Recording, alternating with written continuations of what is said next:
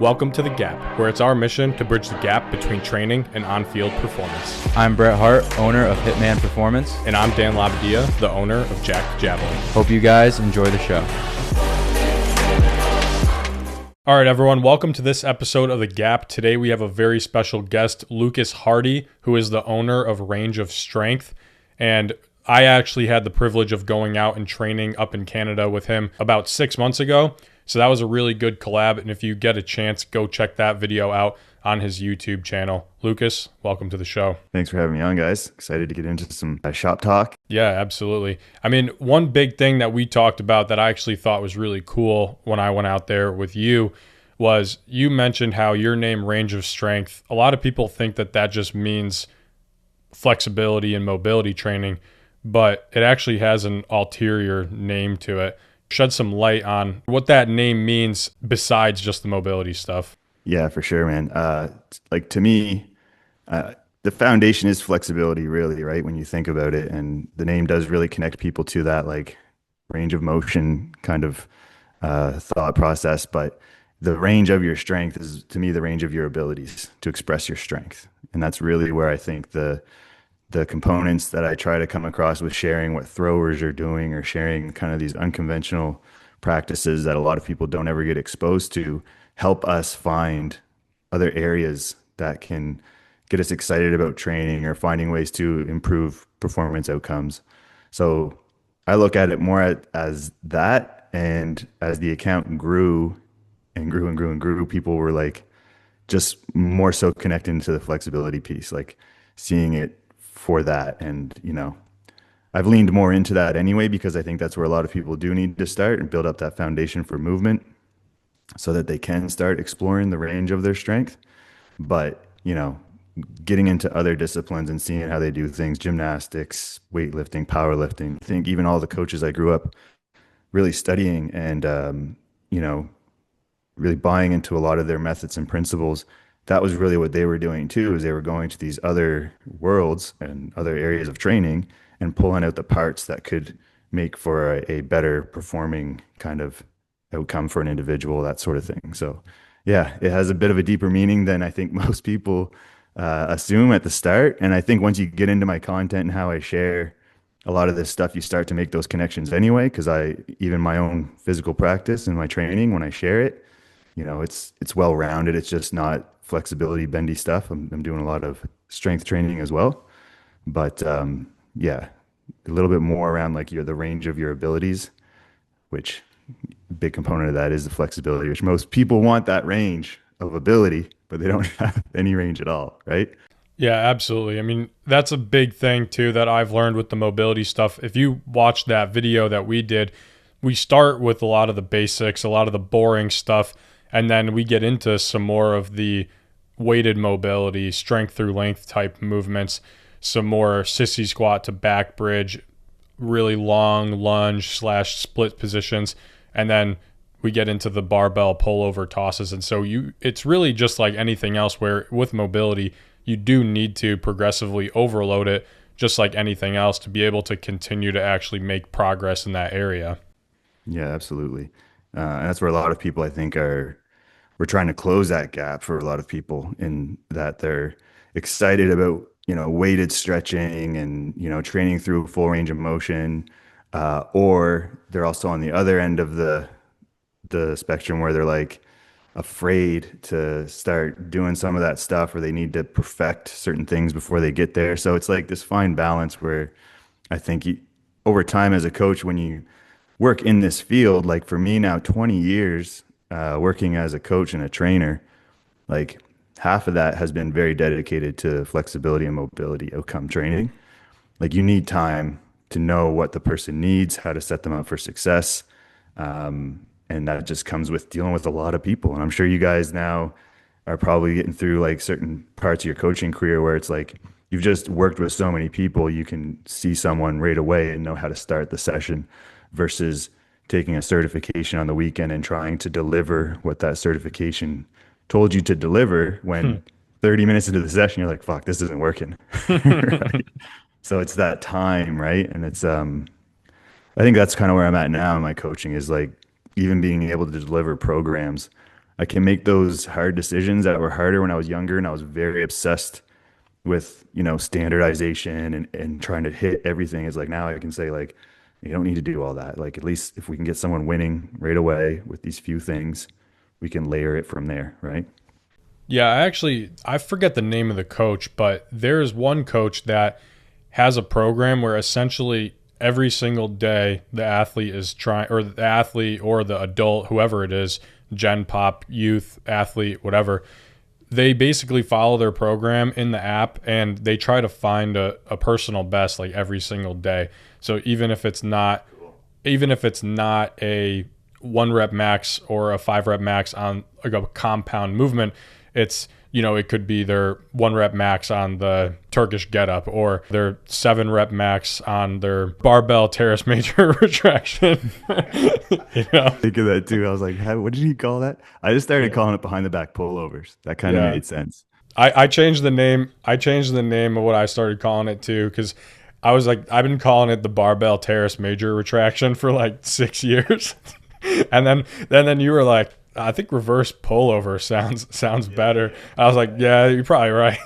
Yeah, because it's a pullover really, just behind the body, Yeah. That, but yeah, for sure. I love that idea, right? Like I think the gamification of training is something that a lot of us with that standardized approach out of college or school or whatever, we can start buying into more. And there are great coaches out there doing that now, like Austin Yoakum, very big into gamifying and training with his athletes, and it's fun to watch because he posts the content of him with groups of athletes, really, creating those environments where it doesn't have to be so like straight and narrow. It's like this is the program, and then next day we're doing this, and you're not doing anything else outside of that, or you're going to overtrain or whatever.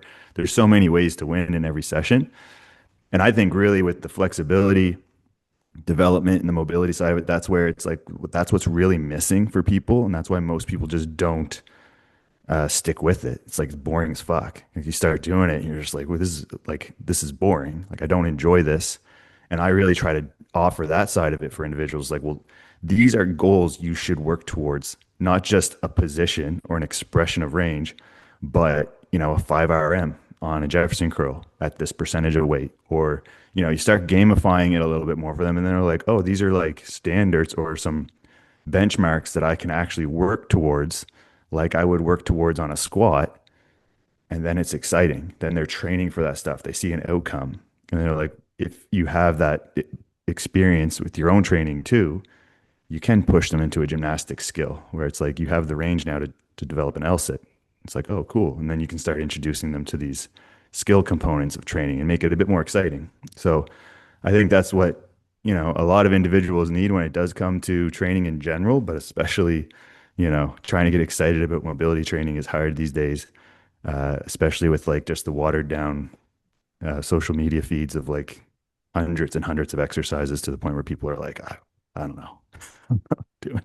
So powerlifting has the big three, the squat, bench, the deadlift. What would you say the big three are with mobility training? Since you said there's hundreds of different exercises out there, it doesn't have to just be three, but like what would be all right, sure. The top three people should focus on. Yeah, like to me, the big three in range is the front split. So leg to the front to the back, right? It's like a lunge, but your front leg straight, and your side split, your Van Dam, legs to the side, out to the side, and then your back bridge. Those are the big three to me. Like they really encompass like everything and the layers through that process. Like Dan was talking about how our session went through this like start slow, move into more advanced things. Very much the same approach when you're working on the big three for range. It's like you're not going to just jump into the splits. You're going to learn how to articulate the hips with like a horse stance or a wide stance, and you're going to learn how to develop some capacity and some strength in these areas. And I even think as, someone who develops programming for this stuff, that's made it really simple for me to develop programming and simplify it a bit more than trying to hit every single joint or every single movement in a mobility program. Is like if I just layer around these big three movements, I hit the big things, right? Adductors, hip rotators, hamstrings, hip flexors, calves. They can all kind of categorize into these areas where then you're actually working towards these bigger movements that you didn't even know you could obtain because you weren't actually instructed on the proper way to do it. Most of the people that come to my workshops have never even been in a split. So it's like, that's like kind of step one. It's like, how do you even be in a split? Like, you just open the legs and just hope, you know, hope things work out. So you give people this progression model, right? Like, how do you control load and intensity in a static movement, right? Like isometric training. Like, how do we start actually creating setups and progression models for that kind of stuff? So, yeah, it excites me because you can start looking at training very similar to the way we look at it with traditional strength training models. And it's just that when you think about splits or even big back bridges, maybe not so much in your guys' world, but it's like really intimidating. People just don't, it's just like, it seems impossible to make that accessible for a larger audience of people, but it's not. And I think we're getting there anyway. You see a lot of this stuff out there, but it's confusing because people don't know the whys and the hows. They just see a bunch of people doing these weird exercises now that are long range positions, but there's not much explanation. It's like, how do I do that? You know? Yeah. And I will say too that after our time together in May, I went back and I restructured some of the things in my own programs to reflect more of that progressive overload with those key positions that we use as throwers. Like you said, you have your top three. My top three as a javelin coach would be the skin the cat, the thrower stretch, and the back bridge. And just for those of you who don't know how I started my career, I was actually pretty blessed to be at, 24, 25 years old coaching two high level athletes and myself. And that's who I was kind of spoiled. And those were the only two people I was working with. And then once those kids had graduated and moved on to other endeavors in their life, then I started right back to the rebuilding phase working with high school kids. So now these kids that I'm working with, they can't do a full split. They can't do a sissy squat to back bridge. They can't do a skin the cat. So now I had to rework the way that I worded things and how I programmed things to be able to get them up to that level, because it had been a while since I worked with some of those beginner guys, and just going through the progression of like a 5-step progression for each of the movements was really a game changer. And even for me too, to just not lose sight of, all right, yeah, the stuff that I posted, like for example, that reel that we first connected over, the one that I made with you talking about how you love the throwers content, like that was me and my other high level athlete just doing crazy stuff. But it's like, that's not the majority of the kids that I work with anymore. Yeah. Yeah. And I think where a lot of people get really obsessed with like, just like those in betweens is you see a position like a split and you're just like, it seems impossible. Like there's no starting point. Like, and that's actually how I started getting into flexibility training. I was like, you know what? I'm just going to go after these big ranges. Like nothing was working for me, man. I'd be sitting on a yoga mat almost the whole session because they're like, if you can't get in this position or you can't do this, just rest in child's pose. And I'm like in child's pose the whole time. I'm like, this is like fucked. Like I'm never going to improve. And you are doing the extra stuff. Like I was doing so much stretching and just getting nowhere. And it was frustrating because I was at a point where I really wanted it. Like I wanted it. Like I was like, there's got to be some kind of change. And that's when I was like, fuck it. I'm just going to do the biggest, best things. Because in my mind, it was like what I had done with strength training anyway. It's like I wasn't going in the gym being like, I want to get strong. I'm just going to do leg extensions and leg curls. I was like, no, this is how you get strong, guys. Like you get on a barbell, you start lifting some heavy shit, and you figure some things out about your life and some decisions that you're making, right? And it's like, the splits, the back bridge, those were like the pinnacles of flexibility if you look at it. And it's like, well, I'm gonna have to figure that out. And then as you figure it out, you go through that same process. And this is where I've talked about a lot, where it's like the coaches that want to deliver this or even understand this stuff, like you have to do it. Like I did a mentorship during COVID, and that's kind of when things took off for range of strength because obviously everything shut down, everyone was online, right? But I did a coaching mentorship and it was very practical. They had to do the training. They had to develop some kind of improvement in their own flexibility to, even understand it. And I think that's where a lot of coaches might miss that point and say, like, instead of being like, it's bullshit, stretching stupid, it's like, well, there's many forms of it. There's many ways you can do it, and you got to go through that journey yourself. Maybe not a split, but I highly recommend it because it will teach you a lot. It taught me more than I had learned about anything in flexibility, just through that process, right, of trying to make improvements on something. I love that point of you saying you have to go through it, like as a coach, to really truly understand like what it is that you're asking other people to do. And with the sludge of social media that we see, and I'm sure you're well aware of, it's just the 90-90 hip switches and some pigeon stretch, and then there's your mobility for the week. Talk about the importance of just overall intentionality and the understanding of why you're doing a certain movement, and as a coach being able to explain that to an athlete to get them to buy into something that they probably wouldn't really want to do anyways. It's such a more of a mindset driven approach to training. Like, and maybe, strength training probably is the same, really. But we just don't view uh, this kind of like type of training or flexibility development as that. We don't view it as like you have to actually prepare your mindset and get jacked up or excited. Like, okay, I'm going to split the legs. The intensity is going to be quite high. I got to learn, like, there's certain attributes of this position that I'm trying to express within that set, but that has to be outlined for an individual for them to understand it, right? And this is like the classic prescription for a stretch in a program is, hold the stretch for 2 minutes. Like, what? Okay. Like, what am I doing in that stretch?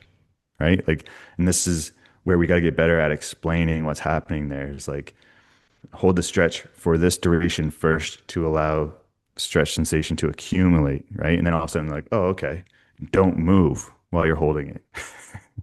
There's a lot of people who move while they think they're stretching. They've actually never stretched because they're always moving and adjusting. And then it's the contraction side of it too, depending on what kind of movement you're doing, like time spent in a stretch. It's like we are working through this PNF style approach where we're trying to create isometrics on either side of the joint. And that has to be something, a relationship you develop with the athlete or client. Do you actually know how to do that? Is my video actually teaching them how to do that? Am I also leaning into giving them freedom to explore that shit? Like, it doesn't have to be so standardized to a point where it's like you can't really break any rules with it. But I mean, at the end of the day, like, that's the intentionality behind it has to be actually like written out the same way we write out sets and reps and periodization with everything. Like, the intensity component to it, I created an RPE chart. It's like a meathead chart for stretching. It looks like a traditional RPE chart, but the wording and everything is very specific to the threshold of a stretch, the intensity of a stretch, or the rep if it's like a loaded stretch. So it starts giving some communication towards like you're pushing yourself harder, but you're pushing yourself harder at this intensity for this duration. Like, that kind of stuff needs to be really outlined, I think, for people to have success. And again, like, if I told you, like, put the bar on your back and squat a bunch of times for 5 sets, you'd be like, what? Okay. Right? Like, it wouldn't have that same outcome if we didn't outline tempos and rep ranges and loads, percentages. Same thing when we're getting into this higher intensity approach to stretching. It just has to be laid out, or, most of the time there's not even going to do it. What's the range of the duration that you're holding these stretches for? Is there anything that's like, 10 seconds or less? And then what are you getting up to? Like above 2 minutes? Like what range are we talking about here? So this can be specific to like what these individual goals are. Like, most of my beginners that are learning to stretch, we don't do a lot of stretching. Most people can't stretch. Like, you guys know that. You deal with jacked up athletes that they have no passive tissue qualities. It's like starting a session with a stretch is probably not going to go good because there's like, I can't feel anything, can't get in the position. So usually I do a lot of the preparatory loaded kind of more strength-based flexibility work as a precursor to stretching, because then they're feeling like they're more open, they're in this new training range, and we can actually get some quality position work in. But I'll keep people in a 60-second to 2 minute zone for the most part, organizing some of that contraction components. Um, just more so for like, that's approximately like the range where we will get best result. Um, but if I'm working to someone in preparation for the splits, for example, the adductors in a split need so much more conditioning that I will start doing certain things for longer durations, but sometimes be a little sneaky about it. It's like we're doing a few repetitions leading into holding the stretch with some contraction. So sometimes you'll be 3 minutes, 4 minutes in a stretch and not even know it because you're following this rotation of what's being asked. But it just depends on the task. But you generally the 60 to 2 minute zone, and the literature follows this really well too, is like a really solid zone for improvements in flexibility and passive tissue qualities. I don't, for most beginners, intermediates, like I don't go too much more beyond that unless it's working towards very specific goals. What's the benefit of exploratory mobility versus just static, almost isometric mobility? Exploratory mobility probably could be categorized in a few different ways, right? Because even for me, the javelin and throwing um, training is that explorative type training for someone that's like, I need to like just learn how to do some different shit with my body. Like for me too, the inspiration in looking into that stuff is like throwing in general. Like how many people can't throw? Like Yeah. normal human function, right? It's like Man. the knees over toes for the upper body. Like you get to a certain point where you just never throw again. And like I even had, periods where I was like hesitant to do that stuff. And I'm in my 40s now. And I was really inspired by a lot of that content and training to just get back into like, throwing hip shoulder separation stuff that you were teaching me. It was just like I'd never been taught that before. So then all of a sudden it's like now you're actually learning how to throw. You're learning how these models are progressed. So like the exploratory side of it too, I think, thinking of it as like moving you towards some kind of improvement in human movement, I think is a good way to look at it. So throwing, it's like, okay, well, who's doing that better than most? And like, we don't really know much about like, yeah, that's a good way to look at it. The old time strongman stuff, like that was that for me too, right? The explorative side of lifting. It's like, okay, how much can I lift with one hand on a barbell deadlift? It's like you kind of just go through those early years of your coaching career, and it's like you just never think about like the one hand heavy work. It's like always very light and unilateral kind of isolation pump stuff, and the rotational patterns that those guys did back then.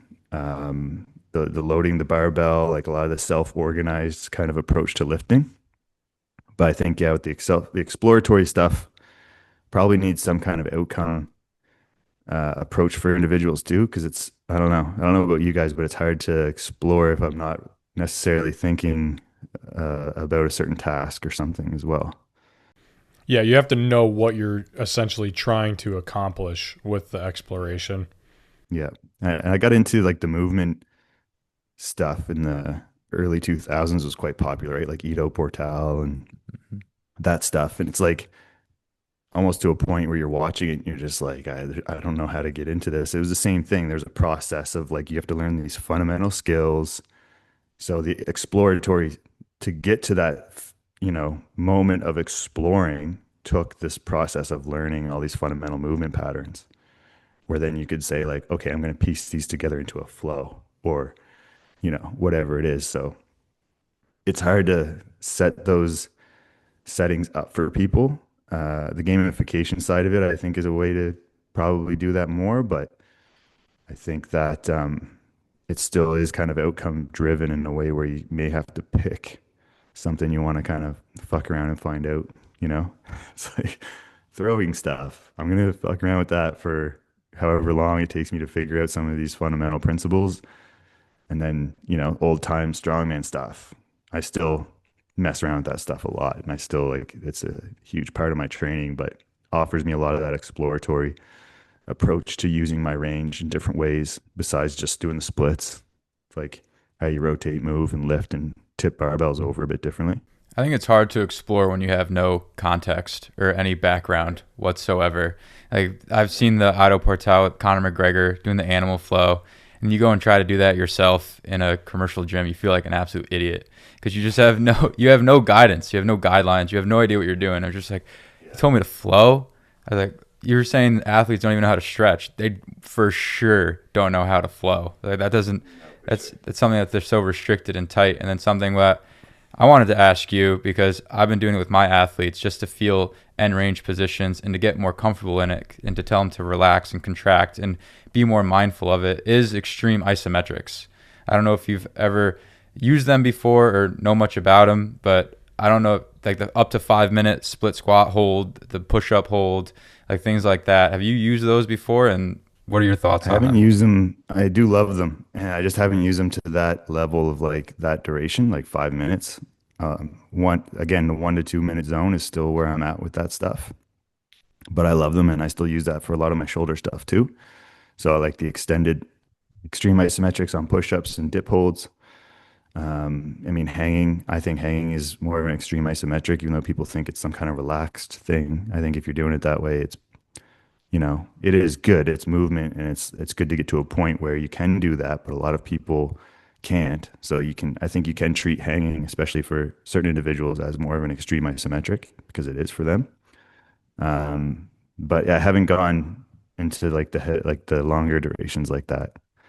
I mean, I've trained splits and I've been in split positions for certainly that long, but without really even like just not just holding it for 5 minutes, but just going through this process, like holding a position, contracting. So I'm probably in the 3 or 4 minute zone a lot of times without really making that connection as much. And I think a lot of people are anyway when you do start writing out their prescription. So if you're saying hold the stretch for a minute, do 3 rounds of contractions, and then readjust and hold it again for a deeper minute, probably in that 3 to 4 minute zone anyway. But at least you've organized it in a way where they're adhering to it and they're not just like, fuck that, right? You get a lot of. I get a lot of that. I get a lot of the. Get a lot of the fuck that when they see the 5 minute.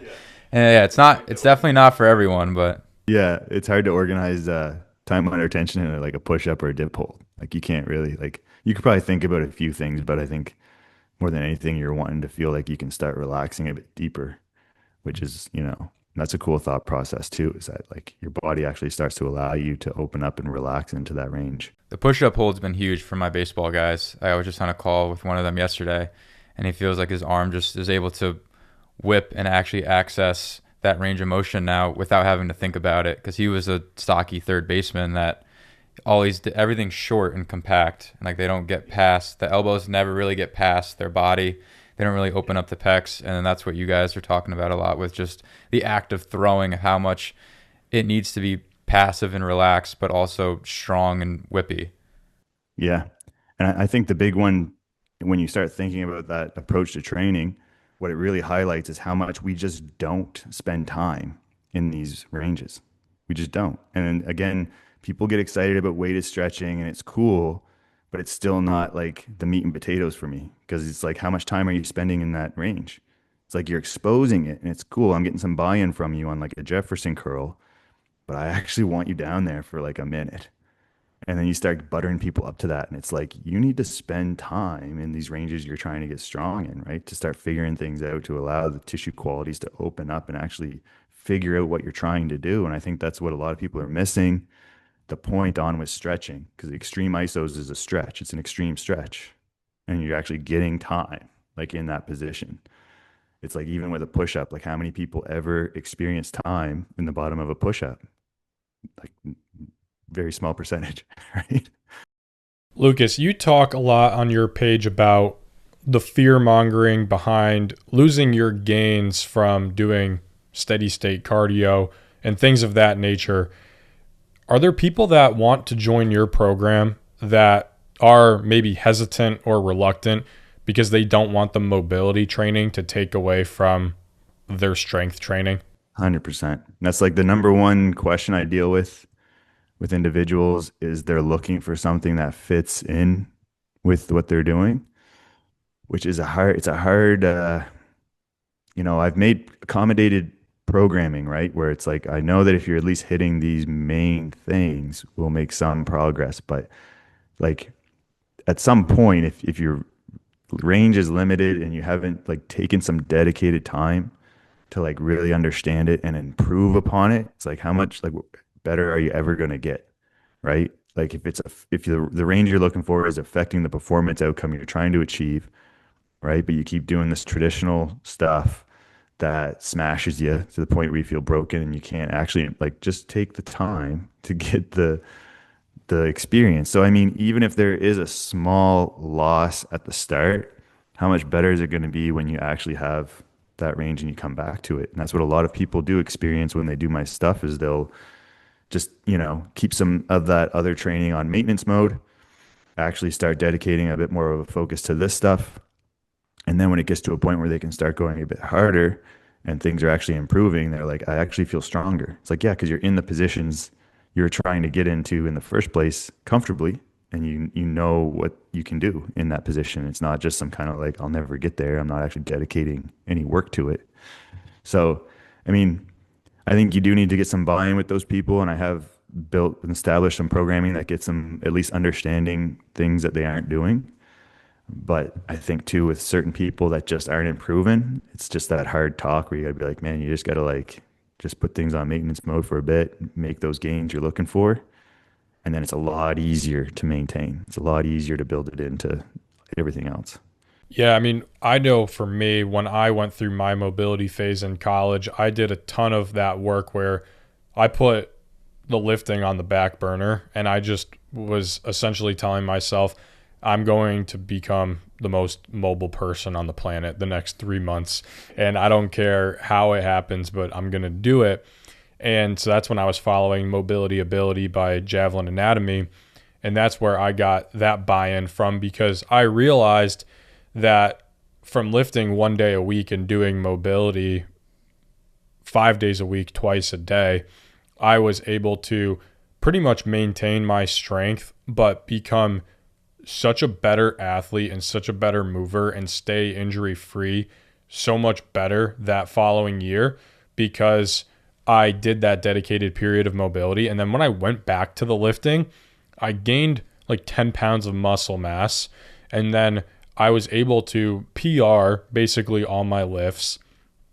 And I did now, 20 minutes of mobility a day, and I was still able to be very, very mobile. I mean, you saw it firsthand. And when I was out there in May, like I don't do mobility work an hour a day anymore. I do it maybe 10, 15 minutes as a priming session before my lift or before my workout. And I would say I'm still way more mobile than I was before I did that dedicated 3-month period of mobility. Yeah, for sure. And it's a lot of people don't realize that like once you improve your flexibility, it's easier to maintain. It's easier to maintain it 'cause as long as you're still exposing it and working on it.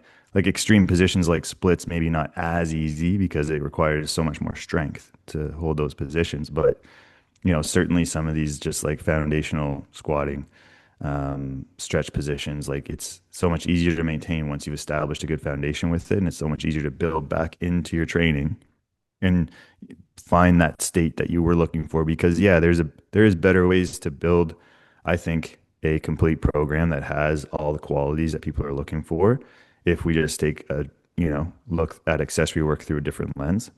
Like what old school accessory work is like, you get a pump, it's like, well, okay, well, if it's at least thinking about some improvements in range of motion, or in some capacity that way, having people maintaining those qualities, like there's just so much more that you could do with it, right? Talk about a little bit of being able to train through injury. This is going to be a big one for both of us, but which we'll talk about after your answer. But a lot of people that I come to are just absolutely beat up, and they come after their college weight room sessions and they're going to need surgery. They have this hurting, this is hurting. How do you go about training through all of that instead of just telling them to rest or take it easy? I think the easy answer is just to pretend that you're never injured until the point you can't do anything. Smart. But that being said, that mindset comes with a lot of experience, right? And getting through injuries. So, I mean, for example, like my shoulder flared up from bench a few weeks ago, and I just altered to the Swiss bar that's behind me there, and just like kept going. And like I made a little extra effort to start doing some things that get away from me sometimes, but my usual approach with an injury, like if I get a flare up, I will approach like a basic kind of blueprint where I will actually work on it every day. I'll expose that shit every day right away. And that just comes through some more serious injuries that I've had, where even if you've had them before too, or you're going through this rehab process where it's like if you have a good therapist, you're doing shit every day. You're loading it every day, even though it's in pain, right? And it's like once you start healing, it's like you're putting some kind of load on it, and feeling like trying to understand the pain, trying to understand how it feels compared to yesterday or how it feels compared to when it first got hurt. So I will start doing that right away. So for example, if my left shoulder flares up, which it does sometimes from old injuries when I was young, I'll start doing some shoulder capsule work like more intently every day, just to give it some like really low graded exposure, just to get the blood flowing in a little bit more, not allow it to get like really stiff. Um, I'll alter training. I won't even like necessarily change my goals much or anything. I'll just find a way to alter the movements in my training that aren't comfortable, but same process. Like if I can still work through it, if I have to go to a push-up ISO or if I have to go to whatever, like I'll just change those patterns in the program to suit myself and just keep pushing forward. Um, what was I going to say? Add to it. The longer stretching stuff for me has always helped the most with little flare ups and injuries. So, static passive stretching, like that is when I will hang out in the stretch a lot longer as things start to like get to a point where I feel like I can. I mean, and there's some good literature out there recently on, you know, the long-term tendon improvement in these long static stretches. I don't know if it's the extreme ISO side of it, but one of the ones that I was looking through that was sent to me is just like just getting into those long static passive stretches, which I think a lot of people don't understand that even a passive stretch to some degree has tensile loading on it. So like even if you're, you know, in that stretch and you're not thinking too much about contractions or how intense it is, there still is a small level of loading on it. So for me, it can be that like ground zero kind of starting point for like introducing some load at length. So I'll do a lot more of that stuff during those periods as well too. Um, what else? I've had a lot of injuries, man. It's the life of a So powerlifter, huh? yeah, that's right. Right. It's kind of what led me into like doing a lot of stuff I do now, right? Is like just getting through the injuries. But I think for people that like get into that, I guess that like depressed state where like they feel like they're like there's nothing they can do. It's like you kind of have to accept or create some kind of mental fortitude where it's like there's nothing wrong. I'm going to be fine. It does help following people that push that type of content out. Like Adam Meekins, when I first found him, I just like loved that he just like is almost like too aggressive about like you can round your back all you want. Who cares? Like, he was just like very like to the point where it's like pain is okay. And I think a lot of people that get stuck in that, like I injured myself last year and I've been in pain ever since. It's like, well, pain's probably always going to be there at some capacity. Moving is going to be better than just like sitting around and feeling shitty about it, right?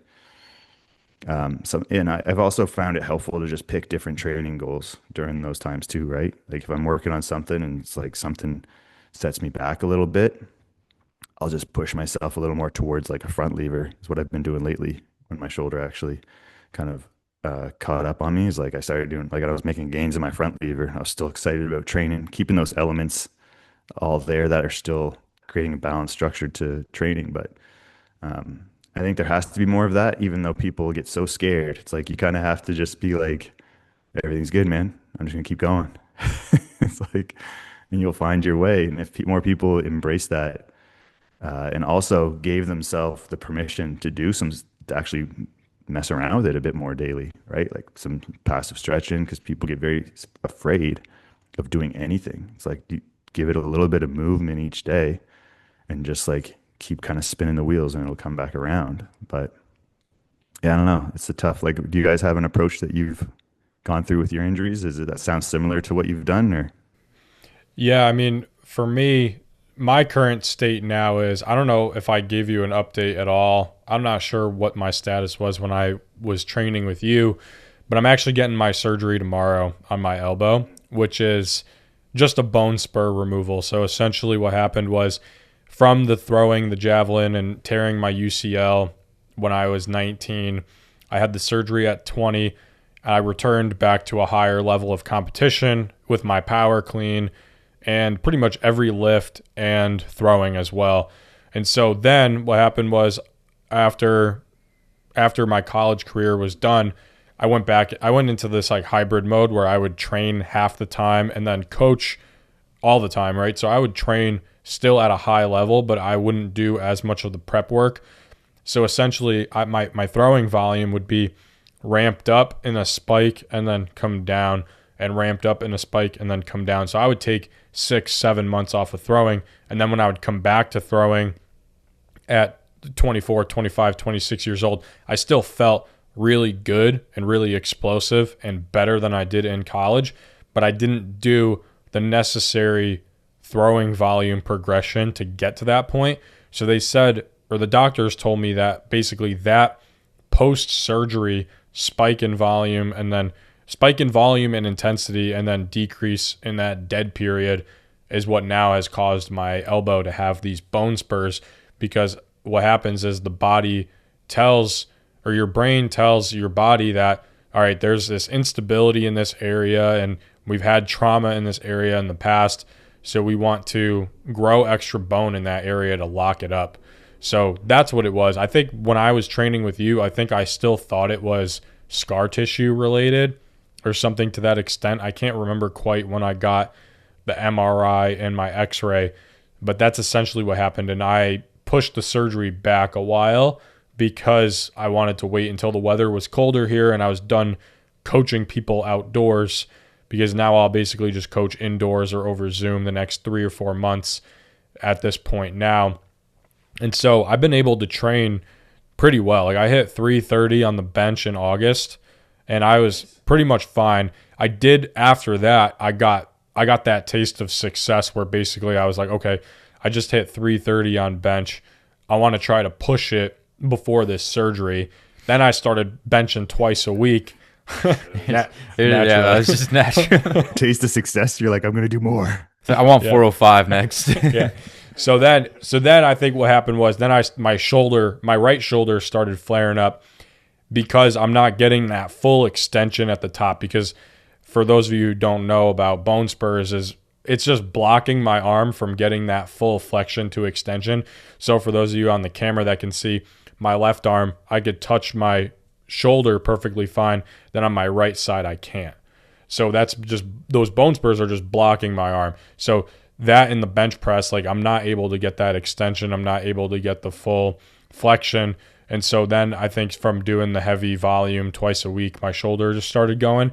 And so I started having my bench press took a back seat. And obviously I haven't been power cleaning because I can't do the catch in that position.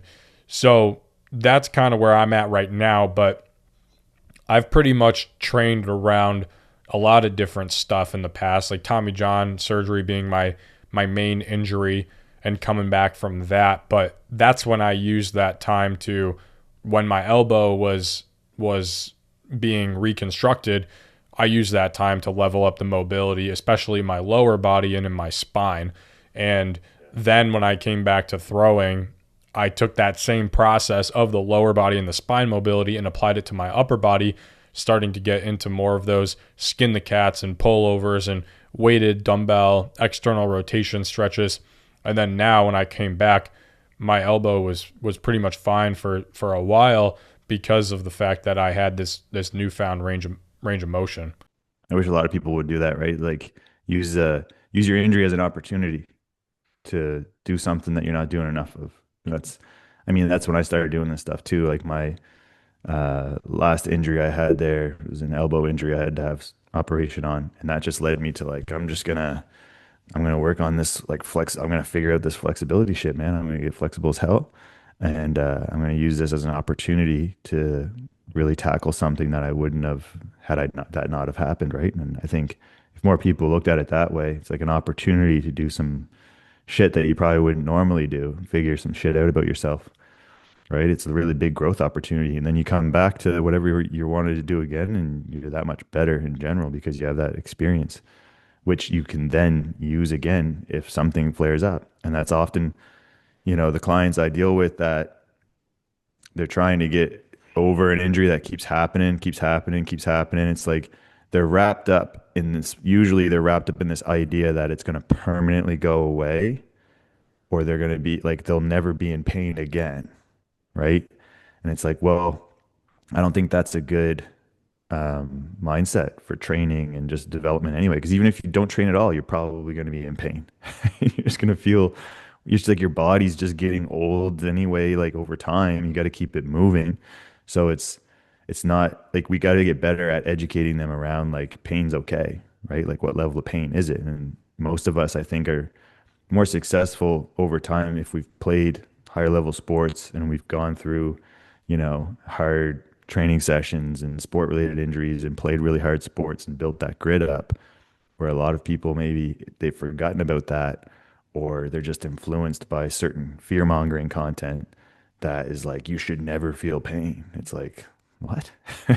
We were talking about the Coach 'em Up podcast and your experience with them, and that's how we kind of connected as well as when I saw you on there. And they just had, I think his name's Alex Sterner on there, and he, yeah, I thought what was cool is that he went to UConn and we're in Connecticut, so that was kind of like a cool moment for me because I was like, oh, there's another strength guy that came out of Connecticut. But his whole thing is he talked a lot about that on there as well as like how there's just no such thing as bulletproofing. There's no such thing as this perfect pain-free life, going down the whole functional patterns rabbit hole and just you're trying to, especially too with social media, like you were saying, you're trying to sell people on this utopia of, all right, this is the program that's going to fix it and you're going to be perfect forever. Yeah.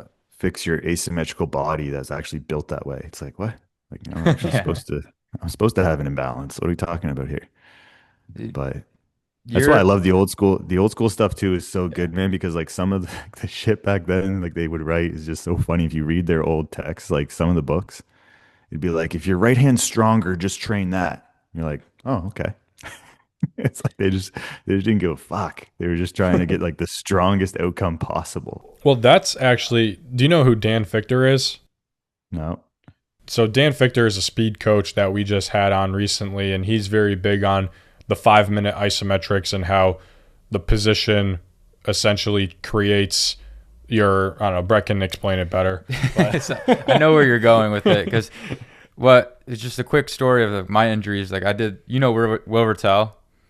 I was going to talk about the good side drill. Yeah, so just what got me into it was I did Will Rattel's programs for a while because I was powerlifting background. I did Haas 2.0, which is a 20-week program. It's a long time. And it was 4 to 5 days a week of just heavy compounds. And I was trying to sprint and jump and run a business and do all that stuff. Yeah, be a hoss. My body broke down. My left shoulder, my right hip. I'm actually getting surgery in my right hip in a month too, but that's whatever. But that's what led me down the neurology side and the extreme isometrics. And then so what really got me into Dan Fichter's work is his talk about the positioning and the posture and making sure the intent is behind everything that you're doing. And with his good-sided drills that Dan was talking about, is if you have mobility restrictions and say just overhead and your right side is further than your left if you're a righty, you hammer the good side for like 10, 15 reps, and because it's a reflexive, because you're getting signals to the left side as well, and then when you go and retest the left, it's much further. And so now you're in sync. So he was saying you want to do that before you do an overhead press. Like if you don't see you're lacking shoulder flexion and you start to overhead press, you're going to be like, hunched over and out in front of you. Like you're not going to be able to access it, or one arm's going to be able to access it while the other arm's out in front. And that's what creates a lot of instability and a lot of your one-sided pain. That, I mean, my left one is always like the one to flare up. My right one's always been fine. Yeah. And that's funny. Like my left side flares up and I feel like it's way too coordinated. And my right side is like, it just feels like it doesn't work, but it's never in pain. That's probably why it's not in pain. It's not working right. It's not shooting hard enough. No, but that's reminds me a little bit of the old time muscle control stuff. Max Salding. You ever looked at that stuff? I haven't, no. Those are like the OG FRC guys.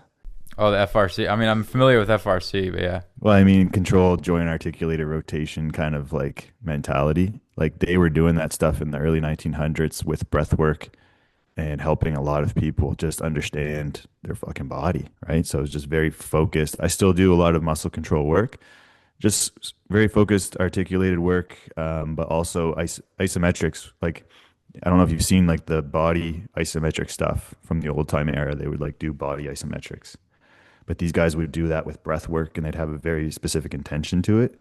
So it's really cool too. And they were very big on breathing through your lungs and expanding your rib cage, which I was like at the time studying some PRI stuff. And I was also diving into the muscle control stuff. And I was like, oh, fuck, this is like the same shit.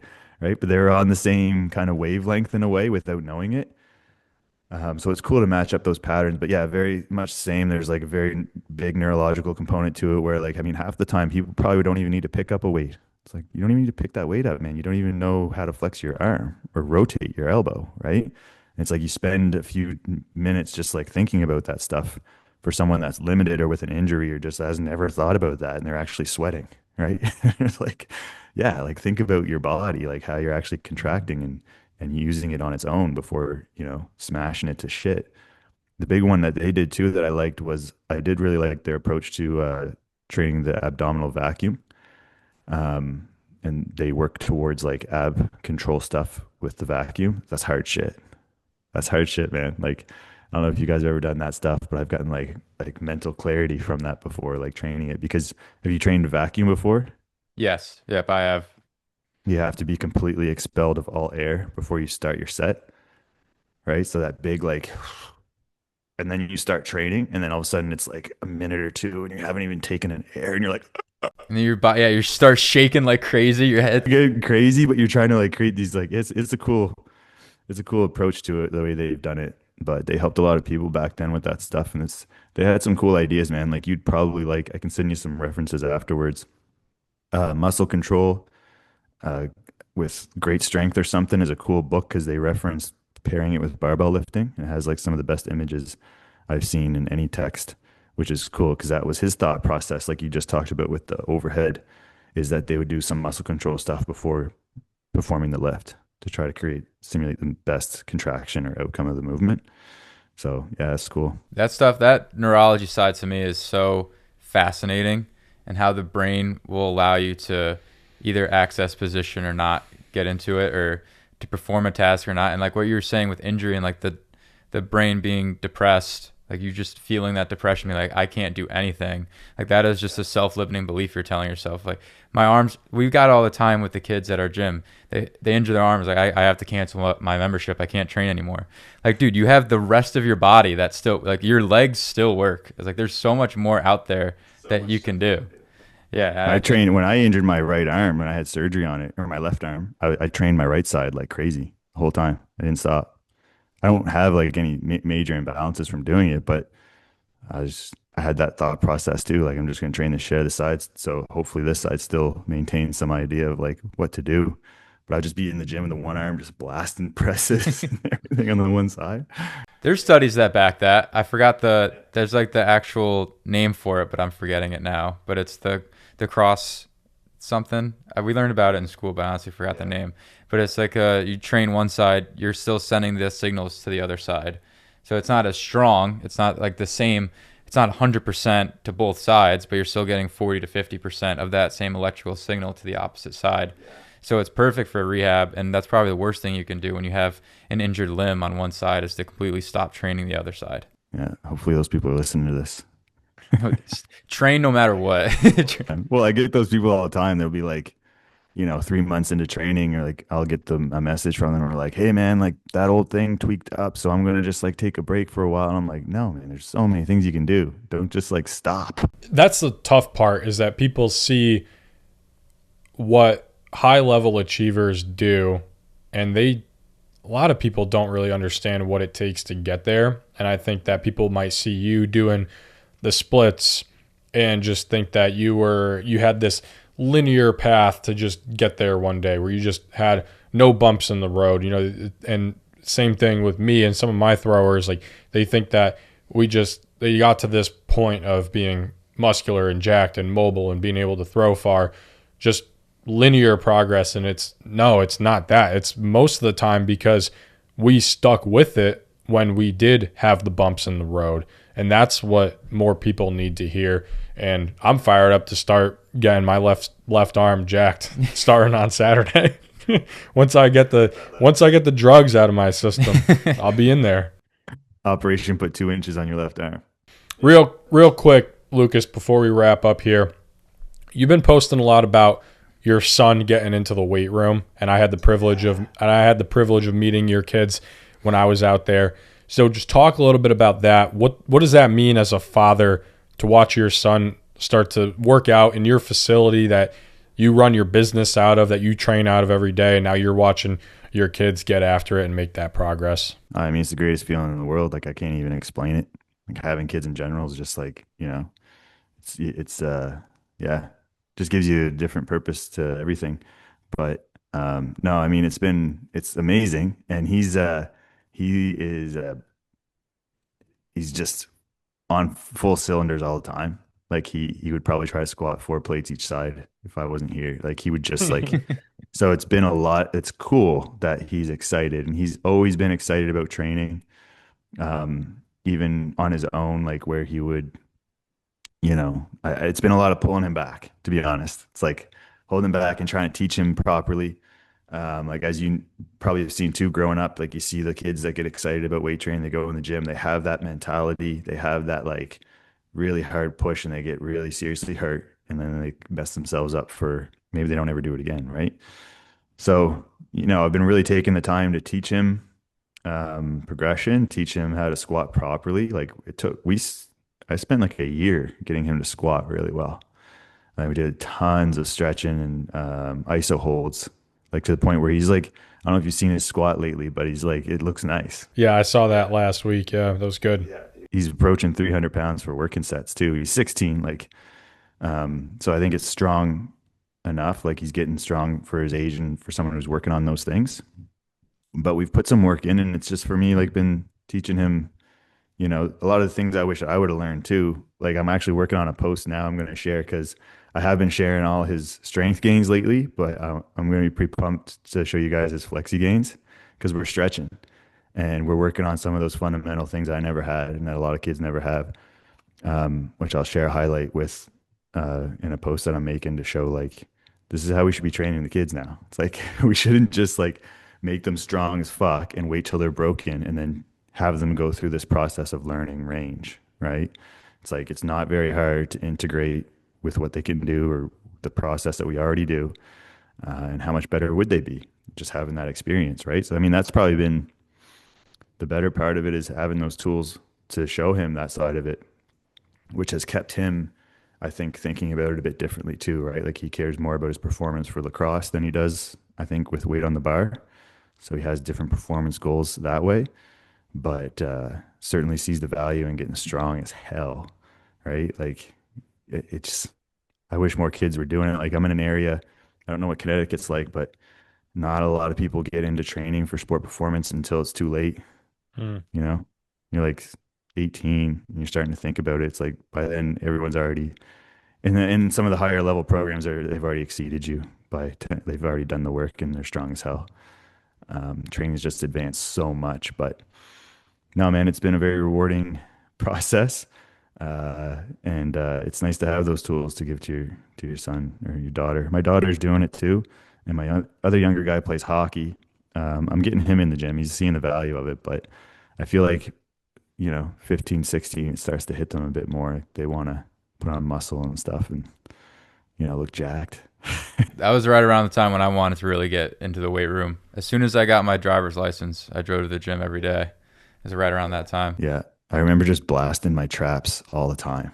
Every session. Like I'd have a huge neck now too. Like my traps are big, but it's like, I remember I just wanted to have my traps so big in a big t-shirt when I was young. So when I got into the gym, I was like the only guy, like I'd go with my friends and before we leave, I would just blast like 100 shrugs every session. My neck was so jacked up, just like it's sore all the time to the point where I don't have to do much neck work these days. But it's just funny when you're a kid like that. You're like, I just want a fucking huge neck, right? Like just You front loaded all the work for the traps.